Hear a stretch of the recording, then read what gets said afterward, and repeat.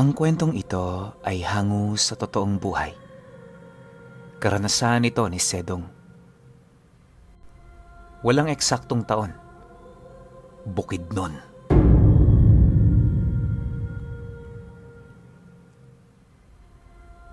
Noong mga panahong ito, naging haka-haka na sa kanilang bayan ang patungkol sa isang matandang nagtatago ng baul ng kayamanan. Walang masyadong nakakaalam patungkol sa naturang matanda.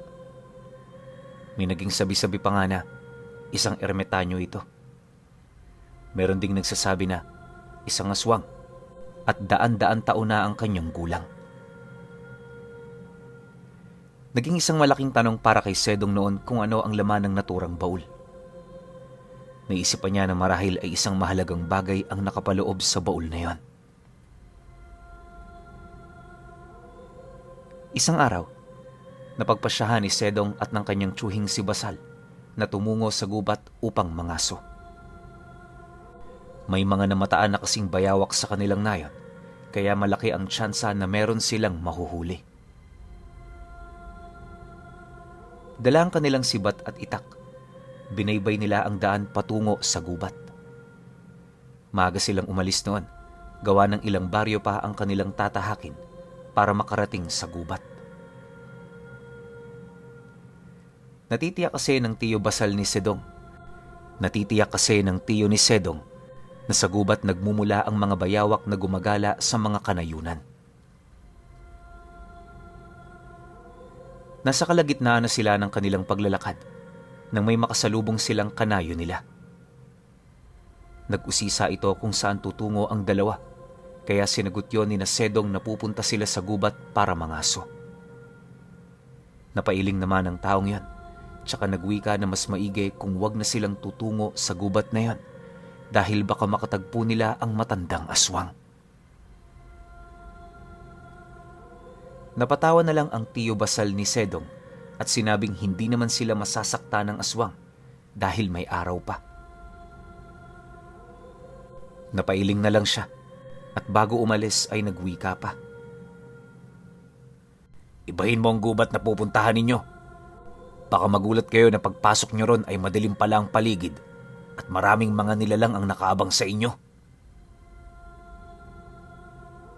Napatawa na lang ng mahina ang tiyuhin ni Sedong dahil sa sinabi ng kanilang kanayon.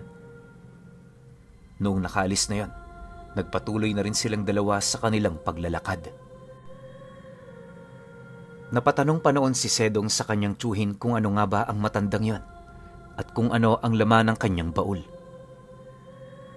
Nagkibit-balikat na lang ang kanyang tiyo Basal noon, gawa ng maging ito ay hindi rin mawari kung ano talaga ang matandang yon. Kung talagang aswang siya at kayamanan ng laman ng kanyang baul, nakahanda akong pumatay ng isang aswang para mapasakin ang kanyang iniingatan. Hindi naman nakaimik si Sedong sa sinabi ng kanyang tiyuhin.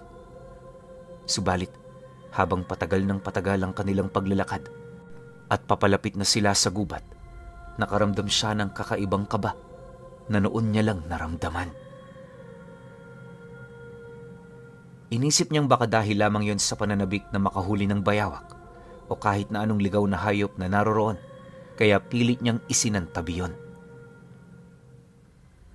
Nagpatuloy sila sa kanilang paglalakad hanggang sa matanaw na nila ang gubat. Pareho silang dalawa na napatitig sa araw at napagtanto nilang hindi pa naman nag-aalas 12 yon ng tanghali. Minabuti nilang dalawa na maghanap na muna ng maiinuman na balon. Subalit sa kasamaang palad, wala silang natagpuan. Wala ring ilog doon na pwede nilang mapagkunan ng tubig, kaya nagpasya sina Sedong at ang kanyang tiyo Basal na pasukin na lamang ang gubat. Wag kang ihiwalay sa akin, ha? Delikado ang gubat na to. Baka may mga makamandag na ahas. O kung hindi man, baka mababangis na hayop. Wag kang aalis sa tabi ko, ha?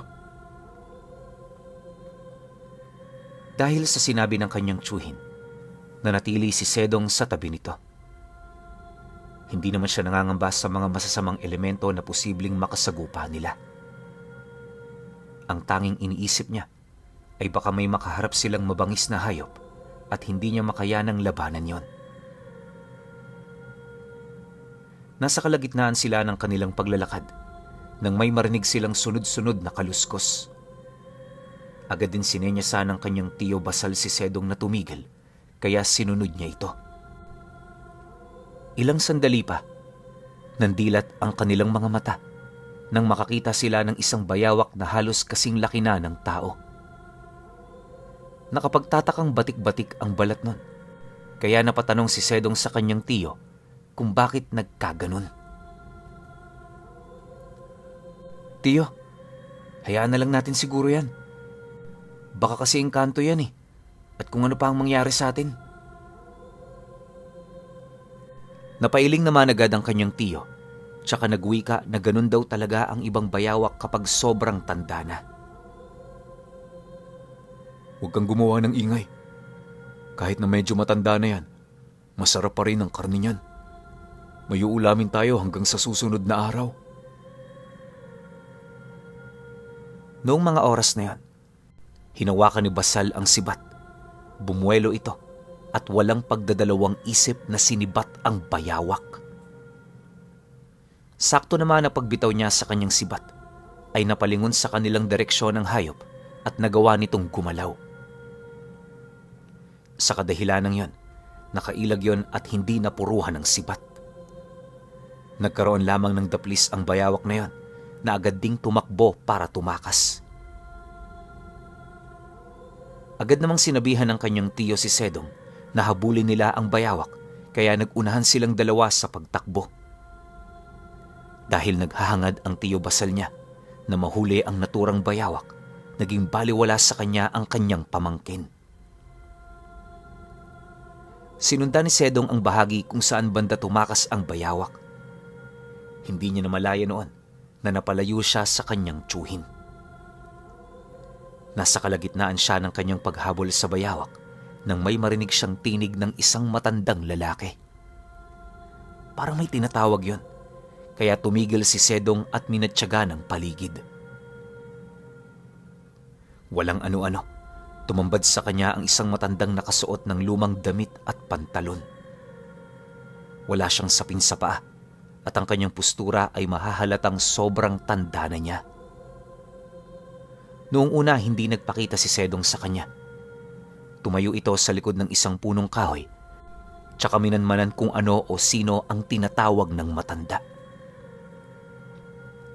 Pagkaraan ng ilang minuto, may naulinigan si Sedong na kaluskos. Inisip niyang kasama yon ng matanda, kaya iginala niya ang kanyang paningin sa paligid. Pagkaraan ng ilang sandali, may natanaw siya, pero hindi yun isang tao, kundi isang bayawak. Nagulat pa ang mga mata ni Sedong nang mawari niya na ang bayawak na yon ang siyang sinibat ng kanyang tiyo Basal. Hindi kaya yan yung matandang haka-haka sa amin na isang ermitanyo? O hindi naman kaya isang aswang? Pero kung siya nga talaga yan, nasaan ang kanyang baul? May kung anong sinabi ang matanda sa bayawak na hindi na narinig ni Sedong. Matapos nun, nagsimula na silang maglakad. Naunang maglakad ang matanda at sa hulihan naman ito ang bayawak. Dahil na kuryoso si Sedong sa nasabing matanda, ninais niyang sundan ito. Subalit, akmang lalabas na sana siya sa kanyang pinagtataguan nang matigilan siya. Nakita niya kasing biglang sumulpot sa isang bahagi ng gubat ang kanyang tiyo Basal at buong lakas na sinibat ang bayawak. Tinamaan sa katawan ng bayawak na yon at agad ding natigilan. Nagpatuloy naman sa paglalakad ang matanda at dahil nakatuon lamang sa bayawak ang pansin ng kanyang tiyo, hindi na nito nakita ang matanda. Nang makalapit na ang kanyang tiyuhin sa bayawak, nagmadali ring lumabas si Sedong sa kanyang pinagtataguan. Nilapitan niya ang kanyang tiyuhin at sinabi ang patungkol sa matanda. Sinabi niya rin na baka alaga ng matandang yon ang naturang bayawak, kaya baka nasa peligro sila. Huwag kang mangamba. Walang mangyayaring masama sa atin. Sandali lamang at sisiguraduhin kong hindi na makakatakas ang bayawak na to. Pagkatapos yun sabihin ng kanyang tiyuhin, ginilitan niya ng leeg ang bayawak. Matapos naman yung gawin, tinanong niya si Sedong kung saang direksyon nagtungo ang matanda. Hindi naman nag-atubili si Sedong na sabihin sa kanyang tiyo kung saan nagpunta ang matanda. Noong may turo niya na yon, agad na nagwika ang kanyang tiyuhin. Halika, iwan na muna natin dito ang bayawak na yan. Sundan natin ang matandang yon. Kung talagang ang totoong may baul siya, siguradong makukuha natin yon at yayaman tayo. Sasabihin pa sana ni Sedong na wala siyang nakitang baul noong madatnan niya ang matanda, subalit nagsimula ng maglakad ito. Wala na ring nagawa si Sedong kung hindi ang sundan yon. Dahil baka kung ano pa ang mangyari sa kanila, minabuti niyang ihanda na ang kanyang sibat. Binaybay nila ang daan patungo sa pusod ng gubat. Habang maingat na naglalakad, hindi na alis sa isipan ni Sedong na baka may kung anong masamang mangyayari sa kanila roon. Subalit, dahil alam niyang kasama naman niya ang kanyang tiyuhin, pinilit niyang iwaksi sa kanyang isipan ang kanyang pangamba.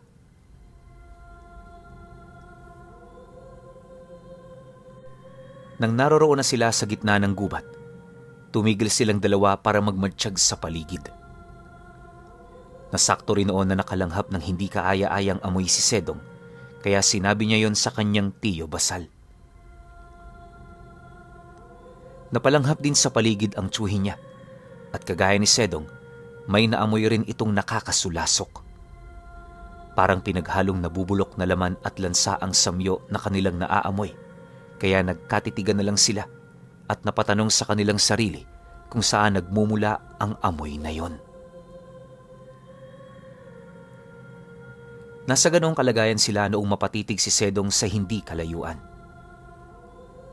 Nagulat na lang ang kanyang mata at lumakas ang tibok ng kanyang puso nang may makita siyang kung anong nakahandusay doon. Noong una ay hindi siya sigurado kung tao nga ba ang kanyang nakikita, subalit nang magsimula siyang lapitan yon, doon niya napagtanto na tao pala ang naroroon. Napatakip pa siya ng kanyang ilong dahil sa mas lalong nagiging nakakaduwal ang amoy na kanyang nalalanghap. Isang malakas na pagsigaw na lamang ang nagawa ni Sedong nang tuluyan siyang makalapit doon. Nakita niya kasing naagnas na ang taong nakahandusay at wasak ang tiyan, tsaka wala ng laman loob. Dahil sa kanyang pagpalahaw, nilapitan siya ng kanyang tiyo Basal at maging yon ay nanghilakbot sa kanyang nakita. Maging ito ay hindi inaakalang may matatagpuan silang bangkay doon. Nasa ganoong kalagayan sila noong makarinig sila ng kaluskos. Agad namang inihanda ni Sedong ang kanyang sibat, tsaka iginala ang kanyang paningin sa paligid. May nakita siyang dalawang bayawak na mabilis na gumagapang papalayo, kaya agad niyang sinabi yon sa kanyang tiyuhin. Tiyo, hindi kaya ang mga yon ang may gawa nito? Napailing agad ang tiyuhin niya at animoy hindi sang-ayon sa kung anumang ideyang naiisip ni Sedong. Sinabi niyang kahit na kumakain ng mga nabubulok na laman ng mga bayawak, hindi nila magagawa ang ganoong kabrutal na pagpatay ng tao. Sigurado akong aswang ang may gawa niyan. At alam mo ba kung ano ang iniisip ko? Aswang ang matandang nakita mo. At kailangan nating malaman kung totoo ang hinala ko.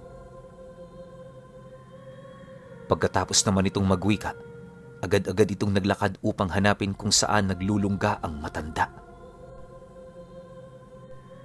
Sinundan naman siya ni Sedong at habang naglalakad sila, nakaramdam siya ng kakaibang takot. Pakiramdam niya ay may mga matang nakamasid sa kanila at nagtatago lamang ang kung sino man sa likod ng mga puno. Namalayan din niya na tila nagiging mas mabilis ang pagdilim ng paligid. Dahil sa pangyayaring yon, mas binilisan pa niya ang kanyang paglalakad hanggang sa makalapit na siya sa kanyang tiyuhin. Magsasalita pa sana siya, subalit biglaan siyang sinenyasan ng kanyang tiyo Basal na tumahimik muna. Hindi naman na ituloy ni Sedong ang kanyang nais sabihin at napatitig na rin siya sa dako kung saan nakatingin ang kanyang tiyuhin. Nagulat na lamang siya nang makita niya ang matandang lalaki na nakaupo sa tapat ng kanyang kubo habang may kung anong pinagkakaabalahan na ayusin sa kanyang baul. Nakita rin nila na may mga manok sa silong ng kubo na yon, ngunit isinantabi nila yon. Huwag mong pakialaman ng mga manok na nasa silong. Ang kailangan lang natin ay yung baul. Paniguradong may sa aswang din ang mga manok na yan. Yun ay kung talagang aswang nga ang matandang yun. Naunang maglakad ang kanyang tiyuhin, kaya sumunod na rin siya rito. Payuko pa lang silang umuusad, nang sa gayoy hindi sila mahalata ng matanda. Maswerte nga silang dalawa dahil may kung anong pinagkakaabalahan yon. Nung medyo malapit na sila, pareho silang natigilan ng mapalingon ng matanda sa kanilang pwesto. Ipinako nito ang kanyang paningin kina Sedong at animoy inaninag silang dalawa. Agad namang naisip ni Sedong na baka mahina na ang paningin ng matandang yon, kaya kahit papaano ay nakampante siya. Subalit, nawala ang kanyang pagkakampante noong mapatayo ang matandang yon at suminghot sa ere. Dumapa ka! Kailangang hindi tayo maamoy ng matandang yan. Bigla ang wika ng kanyang tiyuhin. Sinunod naman niya ang sinabi nito. Sakto namang pagkadapa nila, nagsimulang maglakad ang matanda patungo sa kanilang kinaroroonan. Habang nasa ganoong sitwasyon, napansin ni Sedong na mas lalong dumidilim ang paligid. Tinanong niya ang kanyang tiyuhin kung ano ang kanilang gagawin, pero hindi sumagot ang tiyuhin niya sa kanya. Sa halip, mabilis itong gumapang para lapitan ang kinaroroonan ng baul na naiwan ng matanda. Kinabahan si Sedong, gawa ng nakatitig sa kanyang pwesto ang matanda. Ninais niyang tumakbo na pauwi at iwan ang kanyang tiyo, ngunit dahil alam niyang delikado ang kanilang sitwasyon, minabuti niyang hawakan ng mahigpit ang kanyang itak. Huwag ka lang lulundag dito dahil sasalubungin ka ng aking itak. Wika niya sa kanyang sarili. Napansin kasi niyang nagbabaga na ang mata ng matanda, kaya mas naging malakas ang hinala niyang aswang ngayon. Subalit, gano'n na lang ang kanyang gulat nang biglaang napaangil ang matanda. Parang mabangis na aso yon, kaya mas lalong kinilabutan si Sedong. Walang ano-ano, lumundag ang matanda patungo sa kinaroroonan niya. Sinubukan ni Sedong na tumayo upang makaatras, pero naging huli na ang lahat. Pagkalapag ng aswang ay naging mabilis ang paggalaw nito. Sinunggaban niya si Sedong at ilang beses siyang kinalmot sa dibdib at muka. Sa kadahilanang ito, halos maligo na ng dugo ang mukha ni Sedong. Sinubukan niyang tagain ng matandang aswang, subalit agad na napigilan nito ang kanyang kamay. Nabitawan na rin ni Sedong ang kanyang sibat, kaya ang tanging pag-asa na lamang niya ay ang kanyang itak. Pinilit niyang iangat ang kamay niyang may hawak nun, subalit isang malakas na paghiyaw ang kumawala sa bunganga ni Sedong nang kinagat siya ng aswang. Iginalaw niya ang kanyang braso sa pag-asang may aangat pa rin niya ito, pero gano'n na lang ang kanyang pagngiwi nang makaramdam siya ng sobrang sakit. Lalo pang nahirapan noon si Sedong nang sinakal siya ng aswang na halos hindi na talaga siya makahinga. Walang ano-ano, narinig ni Sedong na nagwika ang kanyang tiyo sa likuran ng aswang. Napamura ito at saktong pagkalingon ng aswang ay tinaga siya sa leeg ng tsuhin ni Sedong. Napaangil ang aswang at galit na galit ito. Umalis siya sa ibabaw ni Sedong tsaka hinarap ang lalaking tumaga sa kanya. Nung mga sandaling yon, biglang nagwika ang tsuhin ni Sedong. Kunin mong baul na to at iuwi mo sa atin. Nagmamadali namang bumangon si Sedong at kahit may pag-aalinlangan sa kanyang kalooban ay inabot niya ang baul. Nang sugurin ng aswang ang kanyang tiyo Basal, yun na rin ang naging hudyat ni Sedong na tumakbo pa uwi. Nagkandaligaw-ligaw pa siya dahil sa labis na pagkataranta noon. Habang tumatakbo, wala siyang ibang hawak noon kung hindi ang baul ng aswang. Naiwan na rin niya ang kanyang itak at sibat, kaya ipinagpasa Diyos na lang niya ang kanyang kaligtasan. Nasa kalagitnaan na siya ng kanyang pagtakbo palabas sa gubat na yon, nang marinig niya ang boses ng kanyang tsuhin. Nung una ay nagsasalita yon, pero di naglaon. Napalitan niyo ng paghiyaw na animoy nasasakta ng sobra. Kinilabutan si Sedong. Kung ano-ano na rin ang kanyang naiisip, kaya hindi na siya nag-aksaya ng kanyang oras at tumakbo na siya pa uwi. Ninais rin niyang iwan ang baul ng aswang, pero naisip niya na baka pagalitan siya ng kanyang tsuhin kung iiwan lang niya yon ng basta-basta. Makalipas ang halos 15 minutong pagtakbo, nakaramdam siya ng sobrang pagod. Dahil dito, panandalian siyang tumigil. Dahil unti-unti na ring lumilitaw ang buwan, natatamaan ng liwanag nito ang kanyang pwesto. Naisipan ni Sedong na tingnan kung ano ang laman ng baul na yon. Ano kaya ang laman nito? At bakit parang iniingatan to ng husto ng matandang aswang na yon? Hindi kaya isa itong... Natigilan si Sedong at napako sa kanyang pwesto. Narinig kasi niya ang tinig ng kanyang tiyo Basal na tumatawag sa kanya. Sinipat niya ang paligid hanggang sa may maaninag siyang figura ng tao na nakatayo sa hindi kalayuan. Ang baul! Ibigay mo sa akin ang baul! Klarong-klaro sa pandinig ni Sedong na boses ng tiyo niya ang kanyang narinig, kaya minabuti niyang humakbang papalapit doon. Hindi na niya naituloy ang balak niyang tingnan ng laman ng baul at wala siyang ibang nais noon kung hindi ang ibigay yon sa kanyang tsuhin. Subalit, nang ilang di pa na lang ang layo niya rito, nakaramdam siya ng kakaibang kaba. Dahil dito, sinipat niya yon ng maigi at napagtanto niyang parang hubog yon ng matandang aswang.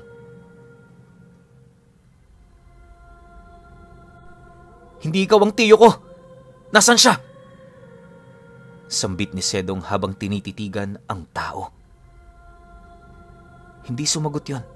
Subalit habang patagal ng patagal ay nakikita ni Sedong na nagbabaga ang mga mata nun. Narinig din niya ang mahinang pag-agil nito na sumasabay sa kanyang paghinga, kaya mas naging malakas ang kanyang kutob na aswang ang kanyang kaharap. Hindi nga ikaw ang tsuhin ko. Anong ginawa mo sa kanya? Tanong ni Sedong habang nanginginig. Wala siyang ibang naiisip noon kung hindi ang tumakas. Matapos niyang magwika, umihip ang hangin at amoy na amoy ni Sedong ang malansang samyo ng aswang. Dahil mas sumidhi pa ang kanyang nararamdamang kaba, nagpasya na siyang tumakbo. Gawa ng naisip niyang mahalaga ang baul na yon sa aswang, posible niyang magamit yon para protektahan ang kanyang sarili.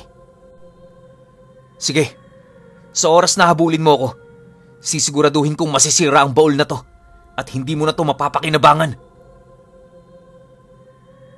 Muling tumakbo si Sedong pauwi sa kanilang baryo. Dala pa rin niya ang baul ng matandang aswang at kahit papaano'y nakampante siya dahil hindi na siya sinunda ng aswang na yon. Subalit, nang malapit na siyang makarating sa kanilang baryo, ay nagulat si Sedong nang may marinig siyang mga kaluskos. Dahil medyo masukal na noon ang kanyang dinaanan, hindi niya gaanong naaaninag ang paligid. Nang makarating siya sa bahagi na tinatamaan ng liwanag ng buwan, doon ay nakita ni Sedong ang dalawang bayawak na halos kasing laki na ng bayawak na nasibat nila ng kanyang tiyuhin. Nakatitig yun sa kanya at parang inaabangan siya. Walang ano-ano. May nakita siyang nakatayo sa unahan at kumabog ng mabilis ang dibdib ni Sedong nang mawari niya na ang matandang aswang yon na tinakasan niya.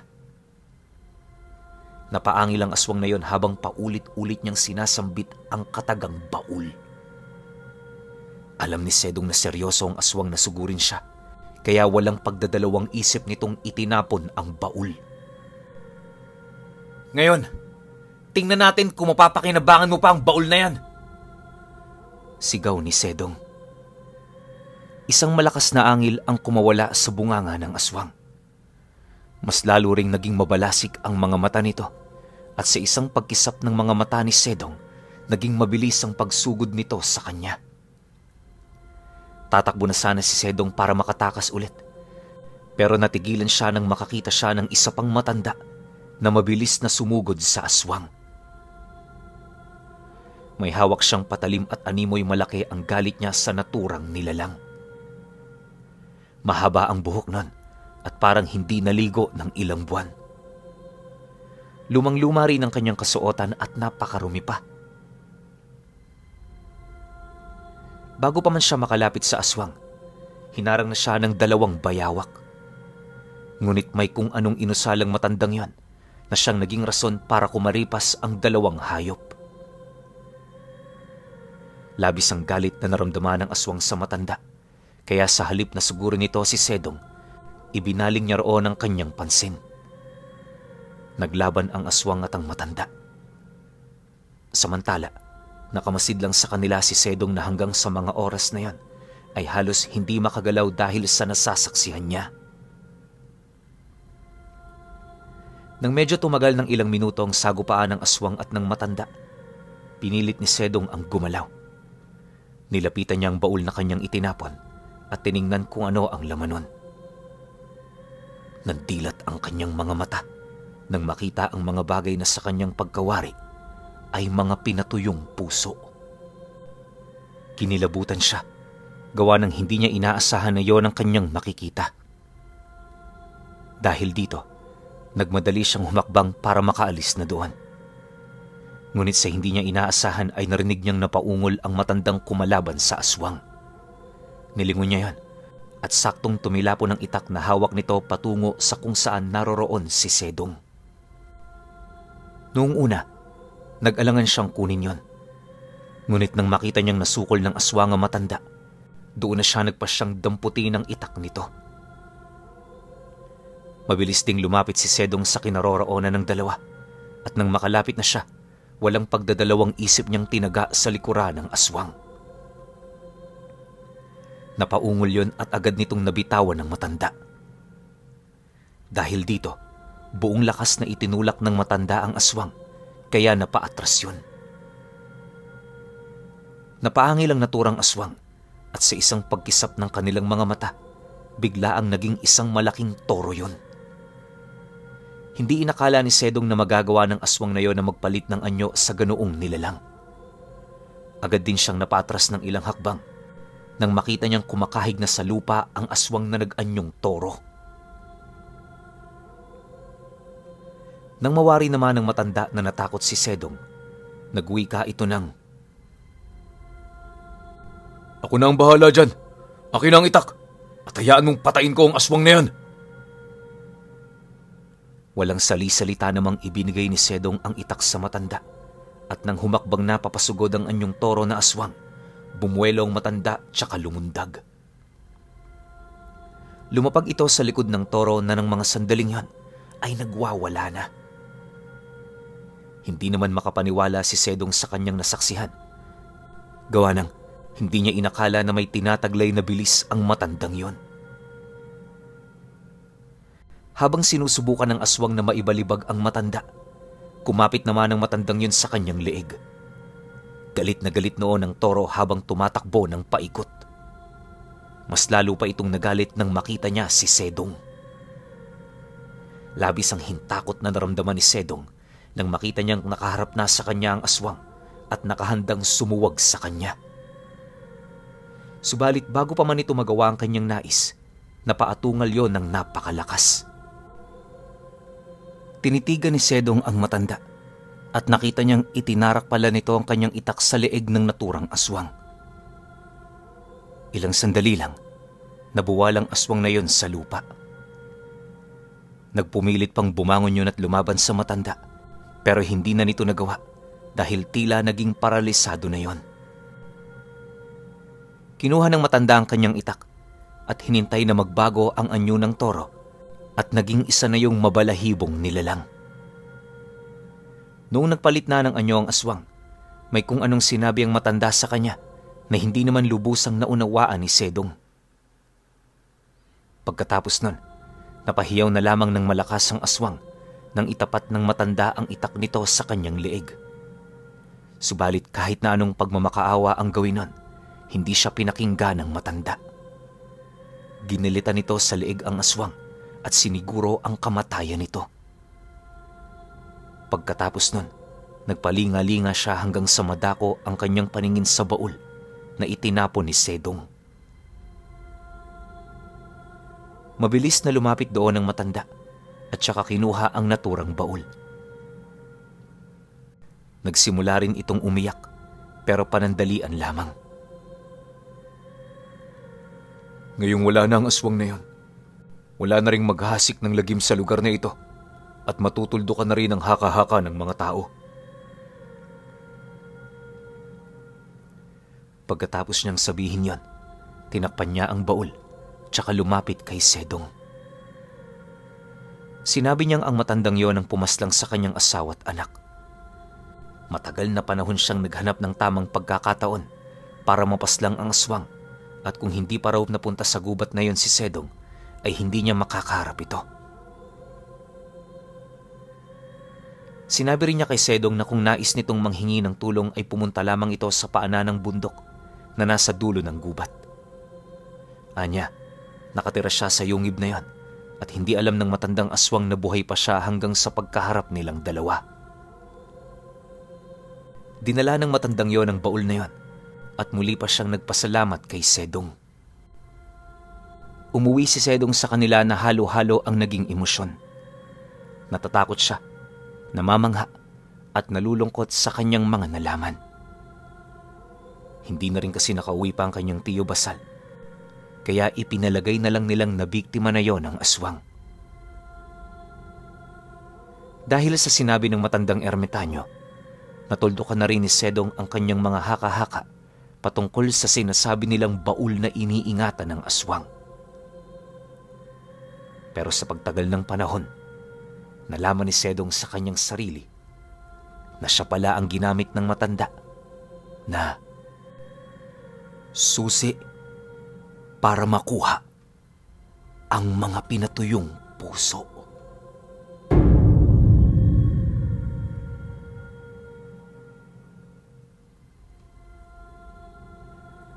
Okay. Opinyon ko sa kwento. Gusto ko humingi ng sorry sa inyo kasi nagkaparehas ako ng boses dun sa tiyo niya tsaka dun sa matandang ermitanyo na nagligtas sa kanya. Kasi binasa ko ng maigi, pagkakaintindi ko, yung tiyo pa rin niya yung matandang yun, iba pala to. Matandang ermitanyo na nakatira sa, yun nga, gilid ng bundok. So humingi ako ng paumanhin sa inyo kasi pareha sila ng boses pero magkaiba sila ng tao. Sorry. Sa part ko na yun, sorry talaga. Masasabi ko sa kwento na to, parang di gaano akma yung titulo, no? Yung title. Kasi hindi naman siya ginamit na susi nung ermitanyo na yun para makaganti. Lahat yun nagkataon lang. 'Di ba? So para sa akin, nagkataon to na binigay na ng Panginoong Diyos dito sa ermitanyo para magantihan niya yung kampo ng kadiliman. Tapos mabawi niya. Siguro, yung mga pinatuyong puso na nasa baul yung iilan dun sa kamag-anak ng matandang ermitanyo. Kasi nga, yung matanda na yun yung pumatay sa kanyang mag-ine. 'Di ba? Ilang taon siyang naghintay para magantihan tong matandang to. Sakto naman napunta yung magtsuhi na yon para maghanap ng bayawak. Tapos tinaon niya rin na nakababa yung depensa ng aswang bago niya nilusob. Kaya lahat ng ataking ginawa niya pasok talaga dun sa aswang. Diba? So para sa akin yung kwento na to, sobrang angas nito. Mas maangas pa sana kung nakakwentuhan ni Sedong yung matandang ermitanyo tas nalaman niya kung anong klase yung mga gamit, bakit ganun kalakas, tsaka bakit hindi niya direktahang malusob yung aswang. Ano bang meron? May mga bataan ba yun? Bukod dun sa mga bayawak? O meron pa yung tinatagong sikreto? Diba? Medyo maraming tanong yung kwento pero ako goods na ako para rito. Kayo pa rin. Kung may opinion kayo sa kwentong ito, comment nyo lang sa baba. Yun lang. Hanggang sa susunod na kwento. Salamat.